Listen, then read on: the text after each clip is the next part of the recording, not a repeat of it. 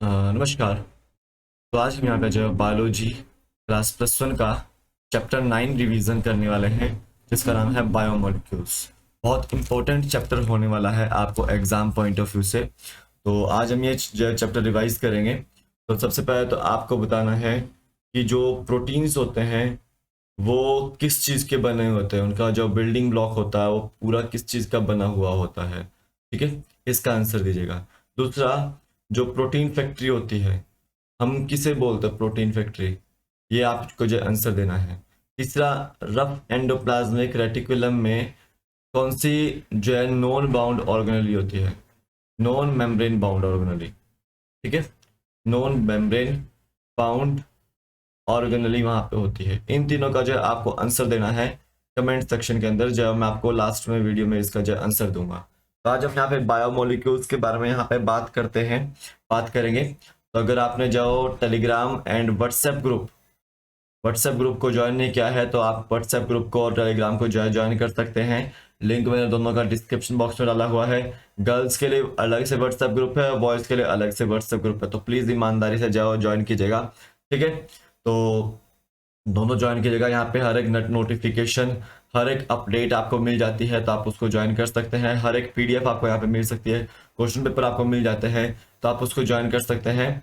मैंने link description box में डाला हुआ है, तो आप यहाँ से ज्वाइन कर सकते हैं। तो ये लेक्चर नीट, एचपीटेट, एचपीटीसी, एचपीजीटी के लिए जो इम्पोर्टेंट होने वाला है काफ़ी, तो आप इसको जो है देखना मत भूलिएगा। तो सिंपल सी बात है, आज हम बायोमोलिक्यूल्स चैप्टर के बारे में जो यहाँ पे बात करते हैं। तो देखिए, जब हम बायोस्फीयर की बात करते हैं तो बायोस्फीयर में आपको देखने को मिलता है कि लिविंग ऑर्गेनिज्म आपको देखने को मिलते हैं। वाइड डाइवर्सिटी है बायोस्फीयर के अंदर लिविंग ऑर्गेनिज्म की। ठीक है, तो जितने भी ऑर्गेनिज्म होते हैं, तो all living organisms are made up of chemicals, ठीक है, मेड अप ऑफ केमिकल्स। आप देखिए, जितनी भी बायोकेमिकल एक्टिविटीज होती है लिविंग बींग्स के अंदर, उसको क्या बोलते हैं, आप मेटाबॉलिज्म बोलते हैं। ठीक है, अब जनरली देखिए वो केमिकल्स किस तरह के, या तो वो एलिमेंट्स के रूप में है केमिकल्स, या फिर जो वो कंपाउंड्स के रूप में जो है केमिकल्स आपको देखने को मिल रहे हैं। तो ये जो है बायोकेमिकल एक्टिविटीज जो आपके करते हैं, या फिर जो जितने भी ऑर्गेनिज्म है वो आपके केमिकल्स से जो है बना हुए हैं, that is elements and compound से जो बने हुए हैं। ये केमिकल जो आपके सर्टेन फंक्शंस जो परफॉर्म करते हैं। ठीक है, जैसे plant tissue, animal tissue, microbial tissues जितने भी होते हैं वो आपके फॉर्म जो है वो करते हैं। ठीक है, जनरली यहाँ पे आपको मेजर एलिमेंट्स देखने हैं कि जो फ्रेमवर्क जो है, मेजर एलिमेंट्स आपको याद रखने हैं कि जो बॉडी का जो फ्रेमवर्क होता है वो आपका बनाते हैं। वहाँ पे जनरली कौन से हैं, carbon, hydrogen and oxygen. These all are the major framework elements. ये क्या है, आपके सारे के सारे मेजर फ्रेमवर्क एलिमेंट्स हैं। ठीक है, ये आपको याद रखना है। देखो, यहाँ पे इतना याद रखो कि कार्बन, हाइड्रोजन, ऑक्सीजन जो आपके मेजर एलिमेंट्स देखने को मिलते हैं, फ्रेमवर्क एलिमेंट्स देखने को मिलते हैं, जो कि आपके हर एक केमिकल कंपाउंड में देखने को मिलेंगे आपको। चाहे वो प्रोटीन्स हो, चाहे वो कार्बोहाइड्रेट्स हो, चाहे वो लिपिड्स हो, यहाँ पे आपको हर एक जो कंपाउंड में आपको एक कार्बन, हाइड्रोजन और ऑक्सीजन देखने को जो है जरूरी मिलते हैं। ठीक है, इसको याद रखना है। तो सिंपल सी बात है, यहाँ पे हम यही बात करेंगे, इसी चीज के बारे में बात करेंगे, बायोमोलिक्यूल्स के बारे में बात करेंगे। केमिकल का जो स्ट्रक्चर है, केमिकल कंपोजिशन है पूरी की पूरी, उसके बारे में जो है यहाँ पे हम जो बात करते हैं। तो इसके लिए हम जो है केमिकल कंपोजिशन को एनालाइज करने के लिए हम यहाँ पे क्या करते हैं, एक्सपेरिमेंट करते हैं। एक लिविंग टिश्यू लिया जाता है। क्या लिया जाता है, लिविंग टिश्यू लिया जाता है। जनरली या तो आप वेजिटेबल में से ले सकते हैं, या फिर पीस ऑफ लीवर में से ले सकते हैं, पीस ऑफ लीवर में से ले सकते हैं। ठीक है, लिविंग टिश्यू लिया आपने, उस लिविंग टिश्यू को ट्रीट करवाया ट्राइक्लोरो एसिटिक एसिड के साथ। क्या करवाया, ट्रीट करवाया ट्राइक्लोरो एसिटिक एसिड के साथ, यानी कि Cl3CCOH के साथ जो आपने ट्रीट कराया, ट्राइक्लोरो एसिटिक एसिड के साथ जो ट्रीट करवाया। तो यहाँ पे याद रखो, उसका जो एक जो स्लरी बनेगा, जो थिक स्लरी बनेगी, वो आपको देखने को मिलती है कि वहां पे दो चीज आपको देखने को मिल रही है। एक आपको माइक्रो न्यूट्रिएंट देखने को मिल रहे हैं, माइक्रो मॉलिक्यूल देखने को मिल रहे हैं, और एक आपको मैक्रो मॉलिक्यूल देखने को मिल रहे हैं। मैक्रो मॉलिक्यूल देखने को मिले हैं। तो देखिए जनरली जो माइक्रो मॉलिक्यूल हैं वो आपके एसिड सॉल्यूबल होते हैं। क्या होते हैं? एसिड सॉल्यूबल होते हैं, ठीक है। या फिर बोल सकते हैं हम इसको फिल्ट्रेट होता है। क्या होता है वो? फिल्ट्रेट होते हैं। और जो मैक्रो मॉलिक्यूल होते हैं वो आपके एसिड इंसॉल्यूबल होते हैं, एसिड इंसॉल्यूबल होते हैं, या फिर हम बोल सकते हैं रिटेंटेट होता है। क्या होता है वो? रिटेंटेट होते हैं। तो सिंपल सी बात है, जब लिविंग टिश्यू को हमने ट्राइक्लोरो एसिटिक एसिड के साथ जो है ट्रीट करा तो एक स्लरी बनी। अब वो देखो जो आपका मॉलिक्यूल्स आए थे वो दो भागों में बन गए, हमको दो अलग अलग टाइप के मॉलिक्यूल्स मिले, एक माइक्रो मॉलिक्यूल मिला, एक मैक्रो मॉलिक्यूल मिला। तो माइक्रो मॉलिक्यूल जितने भी होते हैं वो आपके एसिड सॉल्युबल होते हैं और फिल्ट्रेट होते हैं, और मैक्रो मॉलिक्यूल आपके सारे के सारे एसिड इंसॉल्युबल हैं और रिटेंटेड होते हैं। अब इसमें याद रखिएगा माइक्रो मॉलिक्यूल में जनरली एमिनो एसिड आ जाते हैं, ठीक है, नाइट्रोजन बेस आ जाता है, और याद रखेंगे मोनोसैकेराइड आ जाते हैं जितने भी हैं, चाहे आप ग्लूकोज हो, चाहे आपका जो फ्रक्टोज हो, चाहे गैलेक्टोज हो, चाहे राइबोज हो, पेंटोज हो, ये सब आपकी जो मोनोसैकेराइड में आ जाती है। उसी तरह से यहाँ पे लिपिड्स भी आ जाते हैं। कौन सा आ जाता है? लिपिड्स आ जाते हैं। फिर एज मैक्रो मॉलिक्यूल में आपको याद रखना है कि यहाँ पे पॉलीसैकेराइड भी आ रहे हैं, पॉलीसैकेराइड आ रहे हैं। उसी के साथ साथ आपको जो प्रोटीन्स देखने को मिल रहे हैं और आपका न्यूक्लिक एसिड देखने को मिल रहा है। साथ ही साथ आपको यहाँ पे लिपिड्स भी दोबारा देखने को मिलते हैं। तो देखिए कि लिपिड्स आपके जो जनरली माइक्रो मॉलिक्यूल में देखने को मिलते हैं, लेकिन यहाँ पे देखने को मिला मैक्रो मॉलिक्यूल में भी है, ठीक है। तो आपके ये वाटर इंसॉल्युबल होता है। Lipids are water insoluble. क्या होता है ये?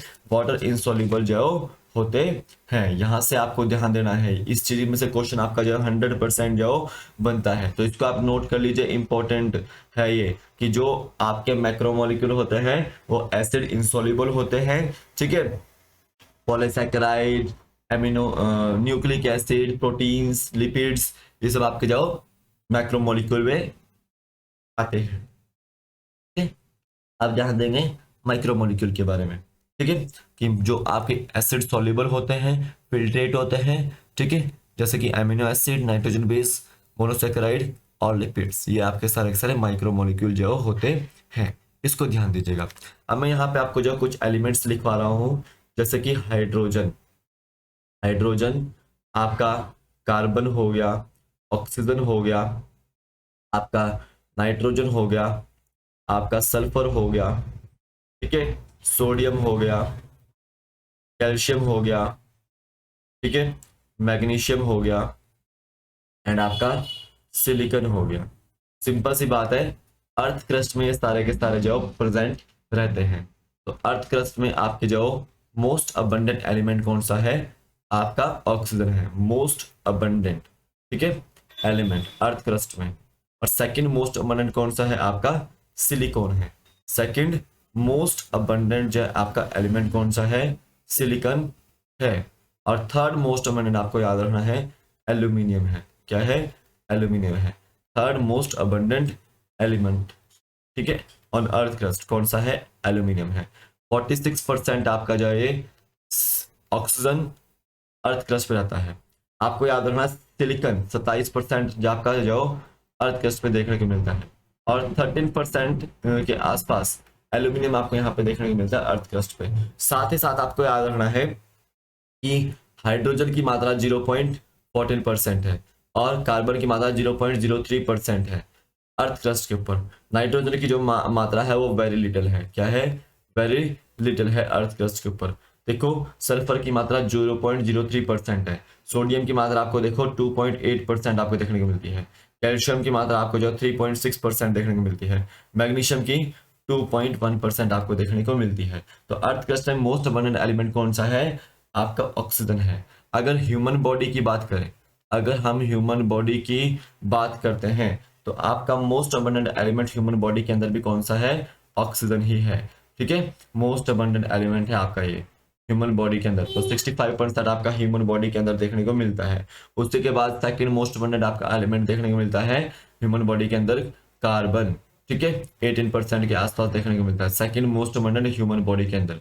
यहाँ से आपको ध्यान देना है, ये आपका एनसीईआरटी में से क्वेश्चन बना देते हैं, ठीक है। आप देखिए 0.5% आपका हाइड्रोजन भी होता है ह्यूमन बॉडी के अंदर। और देखो नाइट्रोजन 3.3% है ह्यूमन बॉडी के अंदर, 0.3% आपका जो ह्यूमन बॉडी के अंदर सल्फर होता है, सोडियम आपका जो 0.2% है, ठीक है, और 1.5% आपका जो कैल्शियम है, और 0.1% आपका जो मैग्नीशियम है, और नेग्लिजिबल है आपका बिल्कुल सिलिकॉन। सिलिकॉन हमारी बॉडी के अंदर देखने को नहीं मिलता है। तो सिंपल सी बात है, यहाँ पे मोस्ट अबंडेंट एलिमेंट्स आपको ध्यान देने हैं कि आपका अर्थ क्रस्ट पे कौन सा मोस्ट अबंडेंट एलिमेंट है, और ह्यूमन बॉडी के अंदर जो आपको कौन सा मोस्ट अबंडेंट एलिमेंट देखने को मिलता है। अब यहाँ पे ध्यान दीजिएगा कि लिविंग टिश्यूज को बनाने के लिए, लिविंग टिश्यूज को बनाने के लिए कौन कौन से एलिमेंट्स का जो इनऑर्गेनिक एलिमेंट्स जो है वो यूज होते हैं। तो याद रखना है, सोडियम वहां पे यूज होता है, पोटेशियम, कैल्शियम, मैग्नीशियम वहां पे यूज होता है, ठीक है। जनरली आपको यहाँ पे याद रखना है, वाटर यहाँ पे यूज होता है, ये कॉन्स्टिट्यूएंट है। और याद रखेंगे कि आपका कंपाउंड जैसे कि आपके सॉल्ट होते हैं, कैल्शियम कार्बोनेट होता है, फोस्फेट होता है, या फिर सल्फेट होता है, ये सब आपके जो यहाँ पे लिविंग टिश्यूज को जो बनाने के लिए इनऑर्गेनिक जो कंपाउंड्स यहाँ पे यूज होते हैं। ये आपको याद रखना है एग्जाम पॉइंट ऑफ व्यू से, यहाँ से आपको जो क्वेश्चन बन सकता है, ये टेबल में आपको दिए हुए हैं, ठीक है। अब हम यहाँ पे थोड़ा सा एमिनो एसिड्स की बात करते हैं। सबसे पहले बायोमोलिक्यूल्स की बात करते हैं। बायोमोलिक्यूल्स असल में होता क्या है कि ऐसे कंपाउंड्स जो जनरली जो आपके कार्बन, हाइड्रोजन, ऑक्सीजन से मिलकर जो बनते हैं, उनको क्या बोलते हैं आप, बायोमोलिक्यूल्स जो बोलते हैं। क्या बोलते हैं, बायोमोलिक्यूल्स जो यहाँ पे बोलते हैं, ठीक है। इसको याद रखना है, इसको आप जो याद रखेंगे ध्यान से बिल्कुल जो पढ़ेंगे, ठीक है। तो all carbon compounds we get from living tissues, तो आपके जो वो बायोमोलिक्यूल्स है, जितने भी कार्बन कंपाउंड्स हैं जो कि आपको लिविंग टिश्यू से मिलते हैं, वो आपके क्या है, वो बायोमोलिक्यूल्स है। क्या है आपके, वो बायोमोलिक्यूल्स हैं, ठीक है। इसको याद रखना है। अब यहाँ पे थोड़ा सा में हम अमीनो एसिड्स के बारे में जो चर्चा करेंगे, थोड़ा सा जो अमीनो एसिड्स के बारे में चर्चा करेंगे। तो अमीनो एसिड्स क्या है, ऑर्गेनिक कंपाउंड्स है। क्या है वो, ऑर्गेनिक कंपाउंड्स हैं, जिसमें आपको अमीनो ग्रुप देखने को मिलता है। क्या है, कौन सा ग्रुप है, अमीनो ग्रुप आपको देखने को मिलता है, ठीक है। और यहाँ पे कुछ एसिडिक जो ग्रुप भी है, ठीक है, एज अ सब्स्टिट्यूट के रूप में विद कार्बन, ठीक है।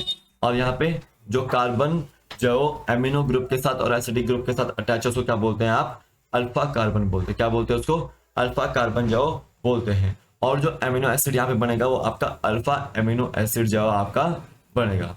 तो सिंपल सी बात है, जब हम एमिनो एसिड को स्टडी करेंगे तो वहां पे एक तो सेंट्रल मेटल एटम के साथ जो अल्काइल ग्रुप अटैच होगा, दूसरा वहां पे जो एक जो अमीनो ग्रुप अटैच होता है, तीसरा वहां पे एक जो कार्बोक्सिल ग्रुप, कार्बोक्सिल जो ग्रुप होता है वो आपका अटैच होता है। और चौथा आपका वहां पे याद रखना है कि एमिनो ग्रुप, आपका जो कार्बोक्सिलिक ग्रुप, और आपका अल्काइल ग्रुप, और एक हाइड्रोजन वहां पे अटैच होता है। तो यहाँ पे ये कॉन्स्टिट्यूट क्या करते हैं, आपके एमिनो एसिड्स को जो कॉन्स्टिट्यूट करते हैं ये चारों। तो जहाँ पे आपका अल्काइल, एमिनो, कार्बोक्सिल ग्रुप और हाइड्रोजन अटैच होगा सेंट्रल मेटल एटम कार्बन के साथ, तो आपके क्या होंगे, वो एमिनो एसिड्स को जो फॉर्म करते हैं, ठीक है। इसको याद रखना है, ये आपको याद रखना है। अब यहाँ पे याद रखेगा ग्लाइसिन के बारे में। अभी देखो 20 के आसपास जो एमिनो एसिड्स आपको देखने को मिलते हैं, 20 के पास आपको एमिनो एसिड देखने को मिलते हैं, जिसमें से ग्लाइसिन आपका इंपॉर्टेंट है, आपका एलानिन इंपॉर्टेंट है, और आपका जो सिराइन इंपॉर्टेंट है। यहाँ पे याद रखना है, एनसीईआरटी के फॉर्मेट में आपको ध्यान देना है। तो alkyl group in these proteinaceous amino acids could be a hydrogen, ठीक है। जहाँ पे अल्काइल ग्रुप जो एज अ हाइड्रोजन जो डिनोट करेगा वो आपका ग्लाइसिन होगा, ठीक है। और जहाँ पे आपका मिथाइल ग्रुप होगा वहां पे आपका जो अलानिन होगा, और जहाँ पे आपका जो हाइड्रोक्सी मिथाइल होगा वो आपका सिराइन होगा। सिंपल सी बात है, यहाँ पे याद रखना है। जहाँ पे आपको जो the alkyl group, the R group in these proteinaceous amino acids could be a hydrogen. जो अल्काइल ग्रुप है उसी जगह अगर हाइड्रोजन होगा तो आपका ग्लाइसिन है, अगर मिथाइल ग्रुप होगा उसकी जगह तो आपका जो अलानिन है, अगर हाइड्रोक्सिल ग्रुप होगा, हाइड्रोक्सी मिथाइल होगा वहां पे, तो सिराइन यहाँ पे देखने को मिलता है, ठीक है। इसको आपने याद रखना, एग्जाम पॉइंट ऑफ यहाँ से क्वेश्चन देखने को मिल सकता है। जो केमिकल प्रॉपर्टीज है, फिजिकल प्रॉपर्टीज है एमिनो एसिड्स की, वो इसेंशियल है, ठीक है। ये आपको याद रखना है। जनरली आपको याद रखना है नंबर के हिसाब से। आप देखें एमिनो एसिड्स के, एमिनो ग्रुप के या फिर कार्बोक्सिल ग्रुप के, तो यानी कि आपको जो एमिनो एसिड्स हैं वो आपके एसिडिक भी देखने को मिलते हैं, जैसे कि ग्लूटामिक एसिड आपके बेसिक भी देखने को मिलते हैं, जैसे कि लाइसिन हो गया, ठीक है, और आपके न्यूट्रल भी देखने को मिलता है, जैसे कि आपके वेलाइन हो गया, ठीक है। तो ये आपके जो एसिडिक, बेसिक और जो न्यूट्रल एमिनो एसिड्स आपके होते हैं। ग्लूटामिक एसिड आपका एसिडिक है, लाइसिन आपका बेसिक है, और वेलाइन आपका जो न्यूट्रल होता है, ठीक है। अब यहाँ पे कुछ एरोमेटिक एमिनो एसिड्स भी होते हैं, एरोमेटिक एमिनो एसिड्स भी होते हैं, जिसमें आपको याद रखना है टायरोसिन है, और आपका फिनाइल एलानिन है, फिनाइल एलानिन है, और ट्रिप्टोफैन है। इसको ध्यान देना है, इसको आपने याद रखना है, ठीक है, ये आपको याद रखना है। इतना आपको यहाँ से क्वेश्चन आ सकता है important exam point of view से, कि एसिडिक कौन सा है एमिनो एसिड, बेसिक कौन सा है, और न्यूट्रल कौन सा है, और एरोमेटिक एमिनो एसिड्स कौन कौन से हैं। और जहाँ पे आपका हाइड्रोजन प्रेजेंट होता है अल्काइल ग्रुप की जगह, ठीक है, वो आपके ग्लाइसिन है। मिथाइल ग्रुप होता है तो आपका अलानिन है, और हाइड्रोक्सिल ग्रुप होता है वो आपका मिथाइल सिराइन है, ठीक है, इसको ध्यान देना है। नेक्स्ट देखिए आप, यहाँ पे हम थोड़ा सा जो लिपिड्स के बारे में बात करते हैं। किसके बारे में? लिपिड्स के बारे में यहाँ पे जो बात करेंगे। तो लिपिड्स मैंने आपको बताया जनरली वो माइक्रोमोलिक्यूल के केस में आता है जनरली, ठीक है, याद रखना है। और ये वाटर इनसॉल्युबल होते हैं। क्या होते हैं ये? वाटर इनसॉल्युबल होते हैं, ठीक है। ये आपके जनरली सिंपल फैटी एसिड है। क्या ये? सिंपल फैटी एसिड है। और ये आपके जो यहाँ पे याद रखना है कि फैटी एसिड जो कार्बोक्सिल, उसका जो कार्बोक्सिल ग्रुप होता है वो आपका आर ग्रुप यानी कि अल्काइल ग्रुप के साथ जो अटैच जो रहता है, ठीक है। अल्काइल ग्रुप में आपका जो जनरली मिथाइल भी हो सकता है और इथाइल भी हो सकता है। ये डिपेंड करता है नंबर के ऊपर कि कितने कार्बन वहां पे जो होते हैं। जनरली आपको याद रखना है पाल्मिटिक एसिड के बारे में। पाल्मिटिक एसिड में कितने कार्बन होते हैं? 16 कार्बन यहाँ पे देखने को मिलते हैं। और यहाँ पे इंक्लूडिंग क्या होता है? कार्बोक्सिल जो कार्बन यहाँ पे इंक्लूडिंग है। और उसी तरह से आपको याद रखना है अराचिडोनिक एसिड। तो आपको यहाँ पे 20 कार्बन एटम्स आपको देखने को मिलते हैं, और यहाँ पे कार्बोक्सिल कार्बन यहाँ पे पहले से ही प्रेजेंट है, इसको ध्यान दीजिएगा, ठीक है। अब देखिए फैटी एसिड जनरली कैसे होते हैं, वो आपके सैचुरेटेड भी होते हैं और अनसैचुरेटेड भी जो होते हैं, तो सिंपल सी बात है, सैचुरेटेड फैटी एसिड जहाँ पे सिंगल बॉन्ड होगा, और अनसैचुरेटेड फैटी एसिड जहाँ पे आपके जो डबल बॉन्ड होता है। और हमारे जो बॉडी के लिए जो बेटर होता है आपका अनसैचुरेटेड फैटी एसिड जो देखने को मिलता है, ठीक है, याद रखना है, ठीक है। आप देखिए जो सिंपल लिपिड है, सिंपल लिपिड इज ग्लिसरॉल। कौन सा है? ग्लिसरॉल है। क्या है? ग्लिसरॉल है। अब इसको क्या बोल सकते हैं आप? Try hydroxy propane, try hydroxy propane जो इसको बोल देते हैं, ठीक है। यहाँ पे याद रखना है कि मैंने लिपिड्स के आसपास, मतलब काफी सारे लिपिड्स के पास जो आपका ग्लिसरॉल भी होता है और फैटी एसिड्स भी देखने को मिलते हैं, ठीक है, याद रखना है। अब देखिए फैटी एसिड को यहां पे एस्टर बॉन्ड के साथ ग्लिसरॉल के साथ जो टाई अप जो करवाया गया उसका, सिंपल ध्यान दीजिएगा इसके पास, ठीक है। आप देखिए यहाँ पे मोनोग्लिसराइड्स भी हैं। क्या है? मोनोग्लिसराइड्स भी हैं, आपके डाइग्लिसराइड्स भी हैं, और आपके ट्राइग्लिसराइड्स भी हैं, ठीक है, याद रखना है। फैटी एसिड्स में आपके मोनोग्लिसराइड्स भी हैं, डाइग्लिसराइड्स भी हैं, और ट्राइग्लिसराइड्स भी हैं, ठीक है। और ये आपके जो oils, these are also called as fats and oils, ठीक है, ये आपको याद रखना है। मेल्टिंग पॉइंट के हिसाब से ये फैट्स एंड ऑयल्स जो होते हैं। तो यहाँ पे याद रखेंगे ऑयल्स के पास लो मेल्टिंग पॉइंट होता है। क्या होता है? लो मेल्टिंग पॉइंट होता है, ये आपको याद रखना है। और यहाँ पे याद रखना है कि जनरली विंटर के समय पे भी जो आपके ये आपके मेल्ट ही रहते हैं, बिल्कुल ये जमते नहीं है ऑयल्स। वेयर एज अगर फैट्स अगर देखा जाए जैसे घी वगैरह होता है, इनका जो मेल्टिंग पॉइंट जो हाई होता है, तो विंटर के समय पे जो आपके बिल्कुल कोल्ड या फ्रीज जो हो जाते हैं। ये आपको याद रखना है, एग्जाम पॉइंट ऑफ व्यू में यहाँ से जो क्वेश्चन आपको आ सकता है। ठीक है, अब देखिए जिनके पास, आप देखो यहाँ पे फोस्फोलिपिड्स की बात आ रही है, फिर फोस्फोलिपिड्स की यहाँ पे जो बात आ रही है। ठीक है, तो सिंपल सी बात याद रखना है, ऐसे ऑर्गेनिक कंपाउंड जो फोस्फोराइलेटेड हैं, जो आपके फोस्फोराइलेटेड हैं, या ऐसे लिपिड्स जो आपके फोस्फोरस के हैं, ठीक है, फोस्फोरस के, या फिर आपको बोल सकते हैं फोस्फोराइलेटेड हैं, तो यहाँ पे सिंपल सी बात याद रखो, उनको क्या बोलेंगे आप, फोस्फोलिपिड्स बोलेंगे। लेसिथिन का आपका एग्जांपल यहाँ पे दे रहा हूं मैं, लेसिथिन आपका जो है एक तरह से फोस्फोलिपिड है। ठीक है, ये आपको याद रखना है। अब यहाँ पे आपको थोड़ा सा यहाँ पे याद रखना है लिविंग ऑर्गेनिज्म के बारे में, कि लिविंग ऑर्गेनिज्म जो आपके क्या काफी सारे कार्बन कंपाउंड से जो बना हुआ है, लिविंग ऑर्गेनिज्म जो है काफी सारे कार्बन कंपाउंड से जो बना हुआ है, जो कि हेटेरोसाइक्लिक कंपाउंड है। उसमें कुछ आपके नाइट्रोजन बेसिस भी है, क्या है, नाइट्रोजन बेसिस भी हैं, generally adenine, guanine, cytosine, thymine और यूरासिल। ठीक है, ये आपको चारों आपका शुरू के जो चार हैं ये डीएनए में होते हैं। ठीक है, और याद रखो, और यूरासिल आपका जो आरएनए में जो डाला जाता है। ठीक है, तो adenine, guanine, cytosine, thymine DNA के हैं, और एडेनिन, गुआनिन, साइटोसिन और यूरासिल आपके जो है आरएनए में पाए जाते हैं। ये आपको याद रखना है। ठीक है, अब देखो इन नाइट्रोजन बेस के साथ अगर शुगर को ऐड कर दिया जाए तो ये आपका क्या बन जाते हैं, न्यूक्लियोसाइड बनते हैं। क्या बनते हैं, ये न्यूक्लियोसाइड जो बनते हैं। अगर नाइट्रोजन बेस के साथ शुगर और प्लस फॉस्फेट ग्रुप अटैच कर दिया जाए तो आपका ये क्या बनेंगे, न्यूक्लियोटाइड जो बनते हैं। ठीक है, न्यूक्लियोटाइड जो आपके बनते हैं। तो ये आपको याद रखना है, जैसे आपके एडिनोसाइन आ जाता है, गुआनोसाइन आता है, ठीक है, आपका थाइमिडाइन आता है, और यूरिडाइन आता है, और आपका ये आपको याद रखना है साइटिडाइन आता है।